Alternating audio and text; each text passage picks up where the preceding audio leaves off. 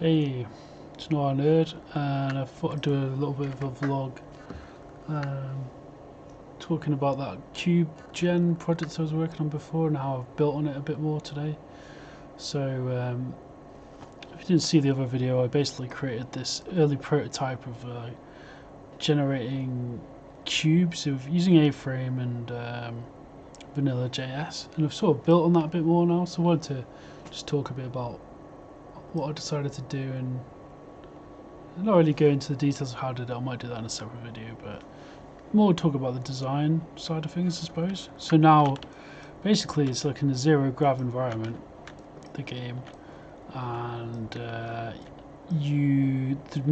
the major change. And you fly around as well, so it's a flying game really more so than a flat. Where it was before, it was like sort of like a flat plane. I decided it just makes it a bit more, for me, a bit more dynamic and interesting. Because before it was very static. You were just moving around. Also, the boxes didn't move or shift or change, so it was very sort of, I guess, boring. Really, the gameplay was just, apart from the actual generating part, which is quite interesting. Also, of course, I've added lots of textures, changed the music a bit as well. Added a little looping music, which I might change actually, I'm not sure yet.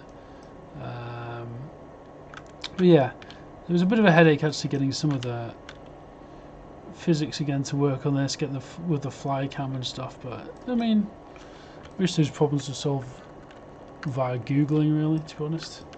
But yeah, so yeah, I'll just show from the start of it. It's like you press start, randomly generates out of a maximum of 200 shapes. It generates 172 in this case, and then from that it divides by 10 and creates the white cubes, which are these ones. So you need to collect all these.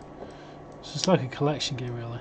With the physics now, because it's quite interesting that you get all these interesting little collisions and things. So it's quite cool actually. It's certainly a lot more exciting game now than it was before, where you're just on the floor. So yeah, it's quite hard actually sometimes to win. You just have to have like a really sharp eye, I suppose, for these different pieces. It looks a lot better now as well. I think I wanted to go with like this sort of plasma look. So I've sort of added this plasma texture everywhere, made it sort of, it's like liquid plasma, and just reuse that everywhere really, so it's sort of consistent. Probably I could do with making the instructions a bit clearer, possibly maybe adding an image saying collect this thing. That would probably be something I might add later, like just to make it even more obvious to say what you need to do, because if you've not read the instructions and well, it just makes it more obvious and more easy for players to pick up, I suppose. But yeah, I'm pretty happy with this project. It's like I sort of went on a roll with it this Saturday, and yeah, I think having the idea of doing it in like zero grav was a bit of a stroke of inspiration. It's definitely a lot more of an interesting game to play with that element. It's almost like moving in water. It's quite cool, and like especially with the like different weird physics collisions that can happen and stuff. That element of randomness which I was trying to go for is sort of interesting, and that's really what I was trying to achieve with this, was that like sense of generative randomness. I was going to say madness then, but I mean generative randomness. So you can play this on itch.io. If you search for CubeGen, I'll attach the link to this video. If you have any thoughts on this project, then let me know. Like, what do you think is interesting? How do you think it could be improved? Have a play on it, of course, on itch.io if you want.